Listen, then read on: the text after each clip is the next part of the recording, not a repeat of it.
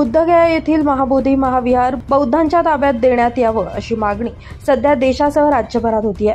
धुळे जिल्ह्यातील शिरपूर तालुक्यात देखील वंचित बहुजन आघाडीच्या वतीनं बौद्धगया येथील महाबोधी बुद्धविहार बुद्ध अनुयायांच्या ताब्यात देण्यात यावं, तसेच बिहार येथील 1949चा बुद्धगया मंदिर कायदा रद्द करण्याची मागणी करण्यात आली आहे।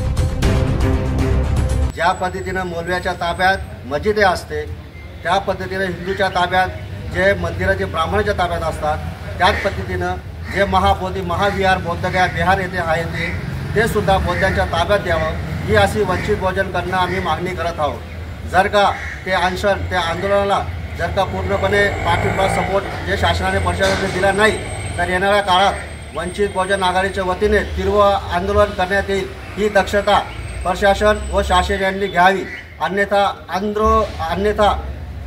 तीव्र आंदोलन करण्यात येईल, ही मी इशारा देतो। आणि हे सगळे आंदोलन उपोषणाचे जे आम्ही आंदोलन करू त्याचे सर्व जबाबदार शासन व प्रशासन राहील, याची दखल घ्यावी, हीच मी नम्र विनंती प्रांत साहेबांना करतो। आणि परत रवाना राष्ट्रपती मोहीम भारत सरकार यांना सुद्धा पाठवावी, ही माझी नम्र विनंती राहील।